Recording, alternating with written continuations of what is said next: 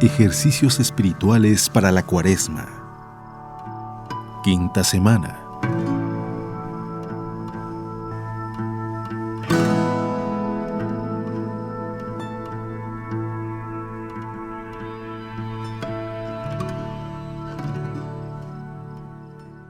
El pedir perdón y perdonar es construir un camino hacia la paz. Al sur de la cuenca de Pamplona, en Navarra, se encuentra el Monte del Perdón. Su nombre evoca la tradición de la perdonanza. Parece que allá se dirigían por Pascua vecinos pamploneses que querían, tras un camino penitente, obtener el perdón, o peregrinos del Camino de Santiago que, quizá por enfermedad, no podían llegar hasta el sepulcro del apóstol y se detenían para curarse del cuerpo y del alma en una ermita y su hospital anejo. Es de suponer que unos y otros bajarían después más ligeramente, no solo por el descenso, sino también por la liberación de la carga que llevaban en la subida. Buena cosa es pedir perdón, ante todo a Dios. Juan Pablo II, al hablar sobre la reconciliación y la penitencia, trató especialmente de la confesión. Y Benedicto XVI ha aprovechado para subrayar la importancia de este sacramento en la vida cristiana. Juan Pablo II decía que esta tarea se encuentra hoy en la pérdida del sentido del pecado.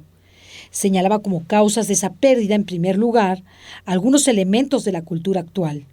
El secularismo, que significa vivir como si Dios no existiera, una idea de libertad sin responsabilidad personal, una ética relativista e historicista, es decir, no habría actos malos de por sí, todo depende de las circunstancias, y una errónea identificación del pecado con un sentimiento morboso de culpa o con la simple transgresión de normas. En segundo lugar, apuntaba a ciertos factores en el ámbito eclesial, que también debilitan el sentido de pecado. La sustitución de actitudes exageradas del pasado por exageraciones de tipo opuesto. El rigorismo que podía oprimir las conciencias ha sido sustituido por el laxismo. Todo se vale. La confusión doctrinal en los campos de moral cristiana. A esto habría que añadir algunas deficiencias en la praxis de la confesión, sobre todo la reducción de las consecuencias del pecado, sea al ámbito privado, sea al ámbito comunitario. La deficiente disponibilidad de los sacerdotes para confesar, el acostumbramiento de quienes se confiesan con frecuencia, pero quizá no valoran suficientemente la misericordia de Dios. Observaba el Papa polaco con pena una desfiguración sentimental del concepto de arrepentimiento, la escasa atención hacia una vida auténticamente cristiana, la mentalidad de que se puede obtener el perdón directamente de Dios, excluyendo el sacramento, cosa que solo es posible en circunstancias extremas de peligro de muerte y de ausencia del sacerdote. Las famosas absoluciones colectivas, sin confesión individual, solo previstas en casos muy excepcionales, donde por el peligro inminente de la muerte no habría tiempo para confesarse en modo ordinario. Las famosas confesiones por el iPhone, que impiden el trato personal y directo entre el confesor y el penitente. Y se planteaba cómo recuperar la praxis del sacramento de la confesión, dirigido a purificar el alma, principalmente de los pecados graves, con el fin de participar en la Eucaristía. Juan Pablo II valoraba una adecuada pedagogía de la conversión que se apoye en las enseñanzas bíblicas y en las ciencias humanas. Dios establece con los hombres un misterio de alianza amorosa que se concreta en el seguimiento de Cristo. Cada bautizado por su parte, según su edad, condición, dirección y circunstancias, está llamado a responder con generosidad a ese compromiso de amor. Se requiere la formación de la conciencia como voz de Dios en el alma, como ya lo decíamos, darse cuenta que el pecado es una ofensa personal a Dios y a los demás, incluyendo los pecados aparentemente que no trascienden al exterior y que son pensamientos y deseos. Comprender el sentido de las tentaciones y la necesidad del ayuno y la limosna, sin olvidar la meditación acerca de los acontecimientos últimos, como son, por ejemplo, la muerte, el juicio, el cielo, el infierno y el purgatorio. Benedicto XVI ha recordado recientemente a sacerdotes que se distinguieron por ser apóstoles del confesionario, incansables dispensadores de la misericordia divina. Ha recalcado que todos necesitamos la confesión como una invitación a confiar siempre en la bondad de Dios. Ya desde el principio de su pontificado, Benedicto XVI calificaba la confesión como uno de los tesoros preciosos de la Iglesia, porque solo en el perdón se realiza la verdadera renovación del mundo. En efecto, acudiendo al perdón de Dios se aprende también a pedir perdón a los demás y a perdonar, a encontrar la paz interior y promover la paz exterior. Condiciones todas ellas que permiten aportar un granito de arena a la construcción de un mundo mejor, sin escepticismos ni ingenuidades. Todo ello precisa reconocer la necesidad de perdón. Reconocer la propia culpa es algo elemental para el hombre. El que ya no reconoce su culpa está enfermo. Igualmente importante para él es la experiencia liberadora que implica el recibir el perdón. Se trata de un maravilloso acontecimiento de gracia, un renacimiento espiritual, la conversión.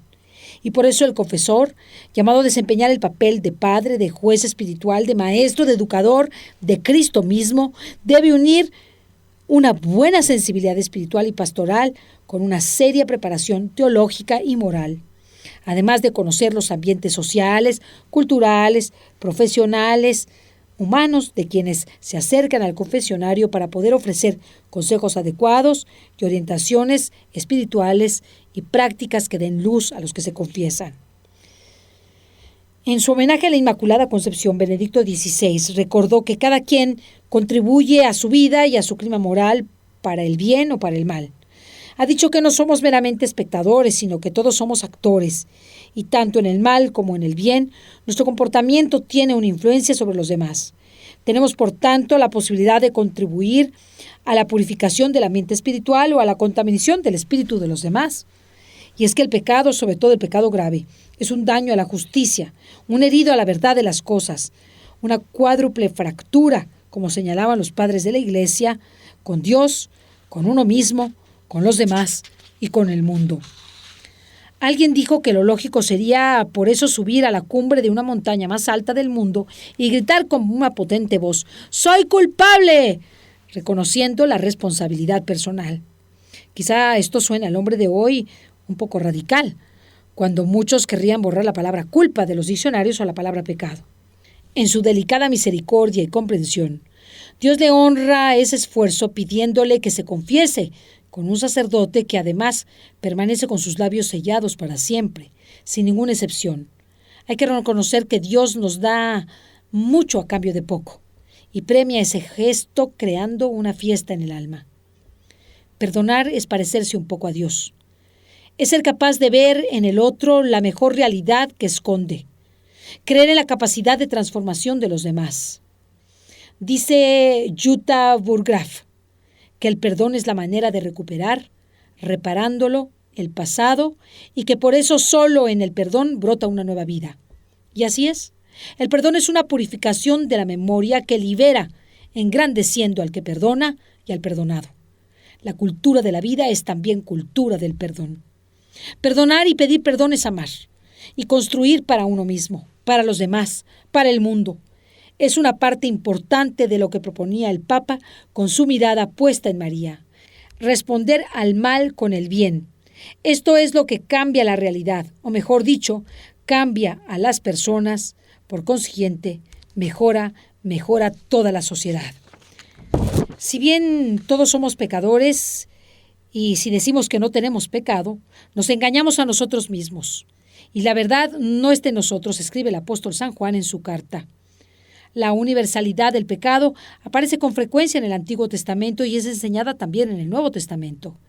Cada día tenemos necesidad de pedir perdón al Señor por nuestras faltas y pecados. Le ofendemos quizá en cosas pequeñas y sin una expresa voluntad actual de hacerlo, con nuestras acciones y con nuestras omisiones, de pensamiento, de palabra, de obra. Lo que la revelación nos dice coincide con la experiencia. El hombre, cuando examina su corazón, comprueba su tendencia al mal, se ve anegado por muchos males. Esto explica la división íntima del hombre. Hoy, mientras hacemos nuestra oración con el Señor Y a lo largo de esta cuaresma podemos hacer nuestra la jaculatoria del publicano, que no se atrevía a levantar la vista en el templo y que reconocía, como nosotros debemos reconocer, el haber ofendido a Dios. Oh Dios, decía lleno de humildad y de arrepentimiento, ten compasión de mí, que soy un pobre pecador. Cuánto bien nos puede hacer esta breve oración, repetida con un corazón humilde. La puso el Señor en la boca del publicano de la parábola para que con él la repitamos nosotros.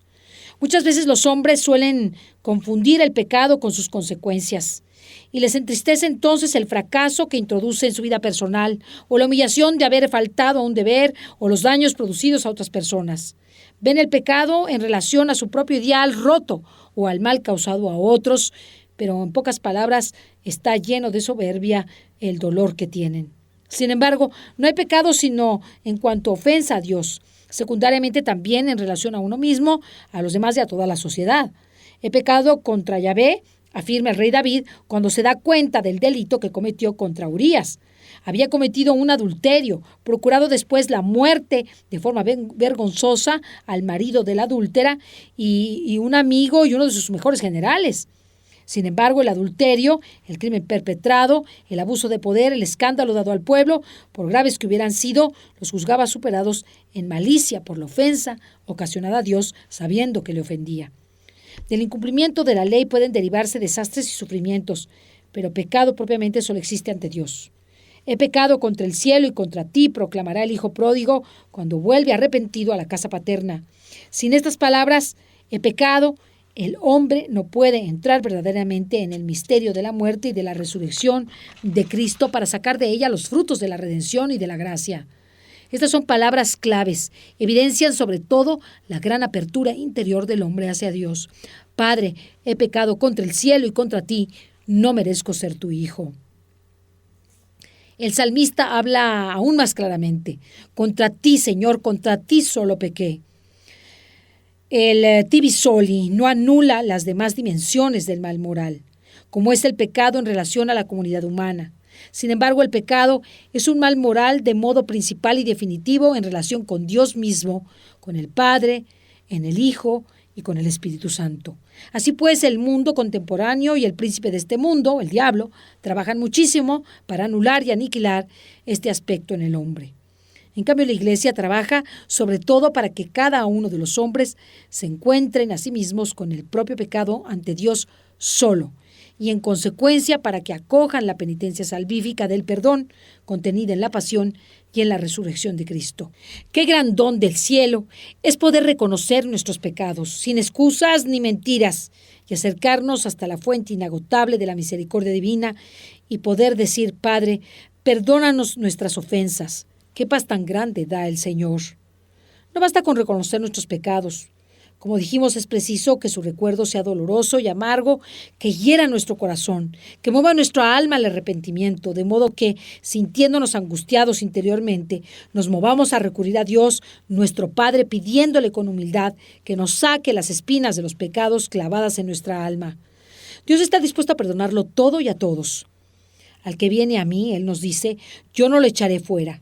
No es voluntad de nuestro Padre que está en los cielos que se pierda ni uno solo de estos pequeñuelos. Es más, como enseña Santo Tomás, la omnipotencia de Dios se manifiesta sobre todo en el hecho de perdonar y usar de misericordia, porque la manera que Dios tiene de mostrar que tiene el supremo poder es cuando perdona libremente.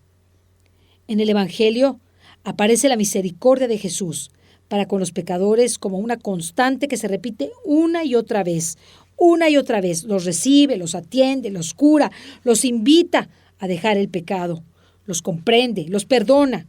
A veces los fariseos lo critican por esto, pero él los recrimina diciéndoles que no necesitan médicos los sanos, sino los enfermos, y que el Hijo del Hombre ha venido a buscar lo que estaba perdido. La ofensa ha de ser perdonada por el ofendido. El pecado solamente puede ser perdonado por el mismo Dios. Así lo hicieron notar a Jesús los fariseos. ¿Quién puede perdonar los pecados sino solo Dios?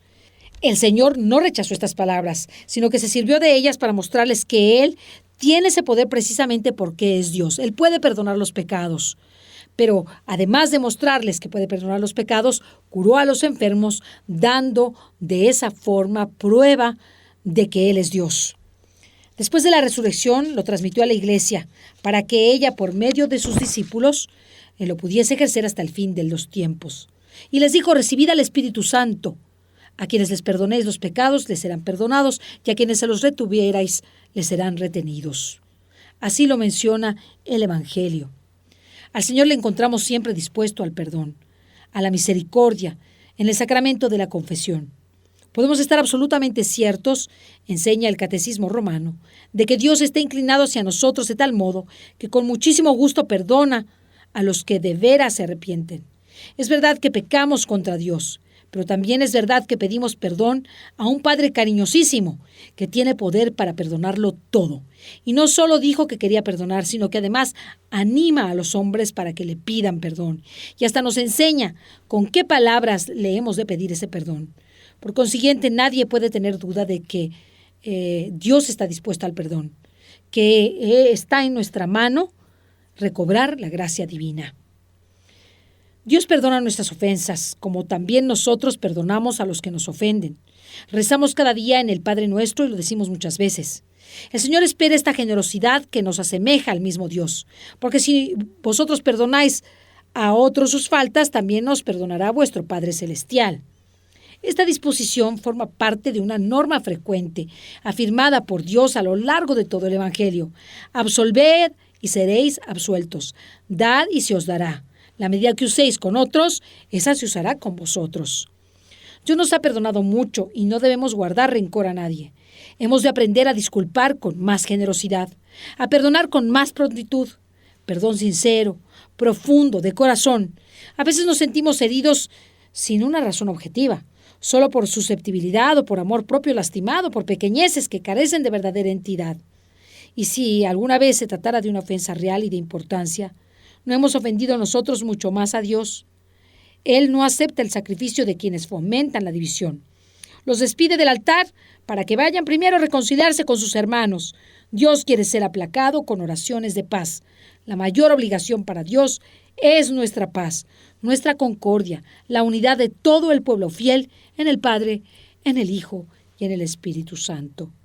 Con frecuencia debemos hacer examen para ver cómo son nuestras reacciones ante las molestias que en alguna ocasión la convivencia puede llevar consigo. Seguir a Cristo en la vida corriente es encontrar también en este punto el camino de la paz y de la serenidad. Debemos estar vigilantes para evitar la más pequeña falta de caridad externa o interna. Las pequeñeces diarias normales en toda convivencia no pueden ser motivo para que disminuya la alegría en el trato con quienes nos rodean. Si alguna vez tenemos que perdonar alguna ofensa real, entendamos que esa es una ocasión muy particular de imitar a Jesús, que pide perdón para los que le crucifican. Esto nos hará saborear el amor de Dios, que no busca su propia ventaja, se enriquece el propio corazón, que se hace más grande, con mayor capacidad de amar. No debemos olvidar entonces que nada nos asemeja tanto a Dios como estar siempre dispuestos al perdón. La generosidad con los demás conseguirá que la misericordia divina perdone tantas flaquezas y pecados nuestros. Para llegar a nuestra reflexión, dice una leyenda árabe que dos amigos viajaban por el desierto y en un determinado punto del viaje discutieron. Uno le dio una bofetada al otro. El otro, ofendido sin nada que decir, escribió en la arena: «Hoy, mi mejor amigo me pegó una bofetada en el rostro». Siguieron adelante y llegaron a un oasis donde resolvieron bañarse. El que había sido abofeteado comenzó a ahogarse y le salvó su amigo. Al recuperarse tomó un estilete y escribió en una piedra: «Hoy, mi mejor amigo me salvó la vida». Intrigado, el amigo preguntó: «¿Por qué después que te pegué escribiste en la arena y ahora en cambio escribes en una piedra?» Sonriendo, el otro amigo respondió: «Cuando un amigo nos ofende, debemos escribir en la arena, donde el viento del olvido y el perdón se encargarán de borrarlo y apagarlo. Pero cuando nos ayuda, debemos grabarlo en la piedra de la memoria del corazón, donde ningún viento podrá borrarlo». Perdonar a quienes nos ofenden nos hace ser mejores cristianos. Esa es la doctrina católica que nos enseña a vivir el Evangelio de Cristo. Amar a quien nos ama es algo común con los paganos. Todos los hombres lo hacen, más o menos bien, pero el seguidor de Cristo debe vivir un amor superior. Debe amar también cuando le ofenden y le persiguen. Debe perdonar. A Pedro le inquieta esta perspectiva y pregunta por los límites de este perdón. Entonces, acercándose Pedro, le preguntó: Señor, ¿cuántas veces he de perdonar a mi hermano cuando peque contra mí? ¿Hasta 7?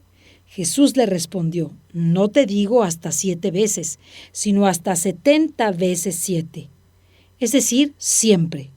Será necesario un cambio interior grande para realizar este perdón. Primero para entenderlo, luego para aplicarlo en circunstancias donde es natural que surja el odio y la venganza. Después hay que pedir fuerza para vivirlo por encima de sentimientos contrarios. Y Jesús pone el ejemplo del siervo cruel como explicación de lo que ya había dicho en su Padre Nuestro. Por eso el reino de los cielos viene a ser semejante a un rey que quiso arreglar cuentas con sus siervos. Puesto a hacer cuentas, le presentaron uno que le debía 10,000 talentos. Como no podía pagar, el Señor mandó que fuese vendido él con su mujer y sus hijos y todo lo que tenía, y así pagase.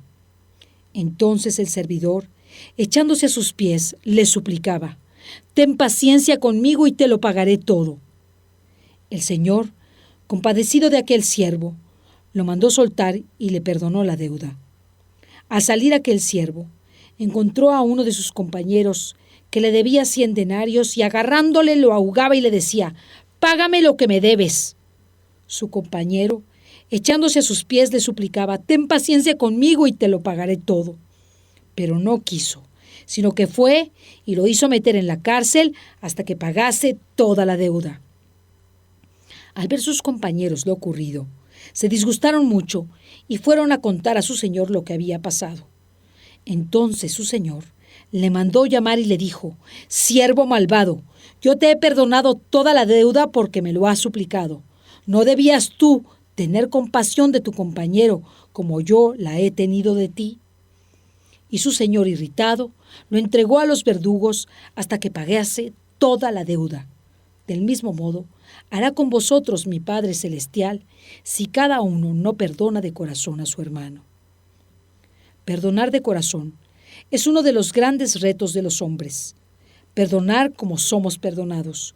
Solo el que se da cuenta de lo que es el pecado como ofensa a Dios, un auténtico misterio de iniquidad, puede percibir la grandeza de un Dios que perdona y aprender ese difícil y divino modo de amar. Perdona nuestras ofensas, como también nosotros perdonamos a los que nos ofenden. Rezamos cada día, quizá muchas veces. El Señor espera esta generosidad que nos asemeja al mismo Dios, porque si vosotros perdonáis a otros sus faltas, también os perdonará vuestro Padre Celestial, como ya lo habíamos mencionado. Esta disposición forma parte de una norma frecuente afirmada por nuestro Señor Jesucristo a lo largo de todo el Evangelio. Absolved y seréis absueltos, dad y se os dará. La medida que uséis con otros, ésta se usará con vosotros. Dios nos ha perdonado mucho y no debemos guardar rencor a nadie. Hemos de aprender a disculpar con más generosidad, a perdonar con más prontitud, perdón sincero, profundo, de corazón. Por eso les vuelvo a repetir, si alguna vez tenemos que perdonar alguna ofensa real, entendamos que esa es una ocasión muy particular de imitar a Jesús, que pide perdón para los que le crucifican. Nos hará saborear el amor de Dios, que no busca su propia ventaja, se enriquece el propio corazón, que se hace más grande con mayor capacidad de amar. No debemos olvidar entonces que nada nos asemeja tanto a Dios como estar siempre dispuestos al perdón. La generosidad con los demás conseguirá que la misericordia divina perdone tantas flaquezas nuestras como ya lo dijimos. En la vida de San Antonio y María Claret existe un episodio trágico, pero a la vez consolador. Este santo fundador había sido consagrado obispo en la Catedral de Vich el día 6 de octubre de 1850. Regresando de esta ciudad, pasó por el pueblo de Villafranca de Panadés. y le rogaron fuera a asistir a bien morir a 4 reos condenados a muerte. Los 4 condenados rechazaban la confesión. San Antonio María Claret fue al instante a la cárcel. Estuvo con los 4 reos, les habló con aquel celo y amor que él poseía y logró convertirlos. Los 4 condenados fueron conducidos al patíbulo. Ya en él, San Antonio María Claret les preguntó, según la fórmula del ritual, si perdonaban a todos aquellos que les habían ofendido. Uno de los condenados se adelantó al santo obispo y con voz clara, que fue oída por toda la multitud, le dijo: «Yo perdono a todos, excepto a mi madre. Ella es la causante de que yo haya venido aquí a acabar con mi vida en un trance tan horrible, por no haberme corregido como debía». La multitud que presenciaba la escena quedó presa de honda emoción. San Antonio María Claret se puso de rodillas junto a los pies del condenado, se inclinó y los besó. Le suplicaba con toda dulzura y vehemencia que perdonase a su pobre madre, que lo hiciera por amor de Jesucristo. Lloraba la gente conmovida por la actitud humilde de San Antonio María Claret, y el desgraciado reo repetía insistentemente: «A usted, padre, nada tengo que perdonar.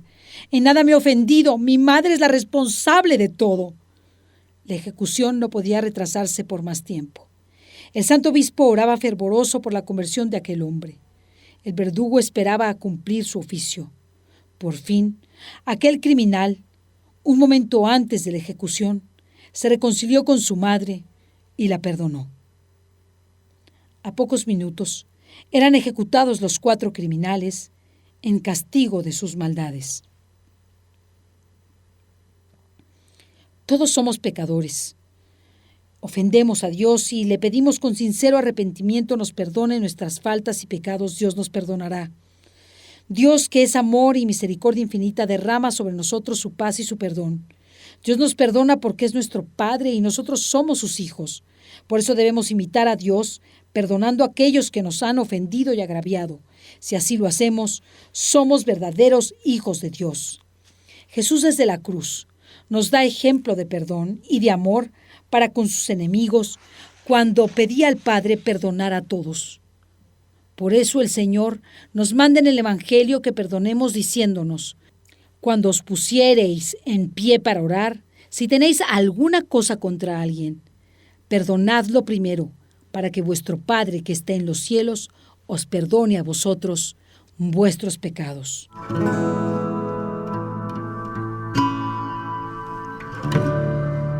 Ejercicios espirituales para la Cuaresma. 5ª semana.